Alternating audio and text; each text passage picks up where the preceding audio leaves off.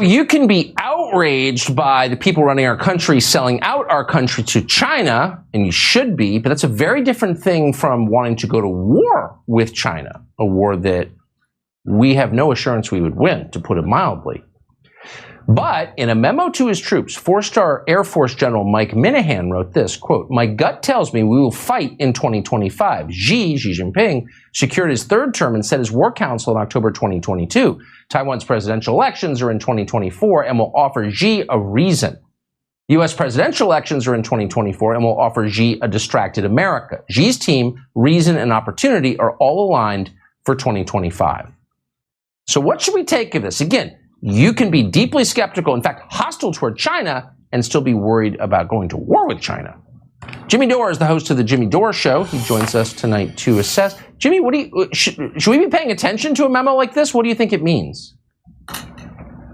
What I think it means is that the United States is trying to provoke and sable rattle with another nuclear power, right? This is what we were supposed to be afraid of was going to happen with Donald Trump, right? We couldn't have, he's a crazy man who's going to have his finger on the nuclear button. And now we have Demented Joe, who is saber rattling with two nuclear powers, and they get the corporate media sponsored by the military industrial complex to get Americans to cheer it on. And why do Americans cheer it on? Because they have no idea what's actually happening with their foreign policy. And what's worse is they have no idea that they have no idea that they don't have any idea what's happening with their foreign policy. We have 400 military bases surrounding China since the Korean War. Do we really think that China is getting ready to invade the United States? Because I tell you, they're not. They make everything we use in the United States. Why? Because the same people who want this war are the same people who took the good jobs that are manufacturing jobs in America, turned them into low-paying, crappy jobs, and then shipped them to China, and then we get angry at them for the system that we set up if they're so corrupt, because that's the thing. Americans have no idea how corrupt their government is. They think our government's just regular corrupt, like, oh, Trump gave his son a job or Biden gave his kid a no-show job in the Ukraine war. That's not, the whole thing is corrupt. The $800 billion military budget is $800 billion of corruption. Why do we have to have 900 military bases around? We're the ones provoking this war, just like we provoked the war in Ukraine. We are now provoking a war with China. And who benefits? I'll tell you right now,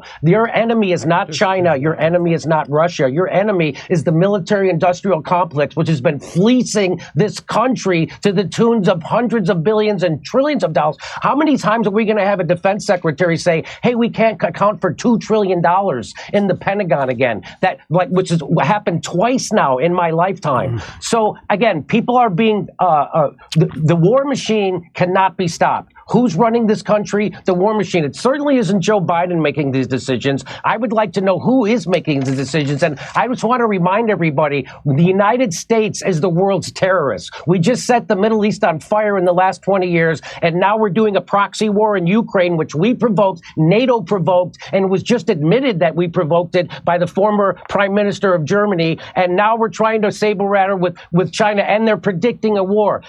Again, China's not going to invade us. China's not our enemy. We might have an economic war. That's what these are. These are economic wars. These are wars for, in Ukraine, it's about liquefied natural gas and making sure Germany and Russia never come together, because we fear Russia's natural resources and manpower, and we fear them getting together with Germany with their technology and their capital. And so that's why we blew up the Nord Stream pipeline. That's why we're doing the Ukraine war. This is all about hegemony, imperialism, and economics. And if there's a Marine somewhere, it's there because they're about to steal some natural resources from another country. As everybody's screaming about what a bad guy Putin is for invading Ukraine, the United States is currently occupying a third of Syria. And which third is that? It's the third that has the oil. And how do I know we're there to steal their oil? Because the President of the United States said so.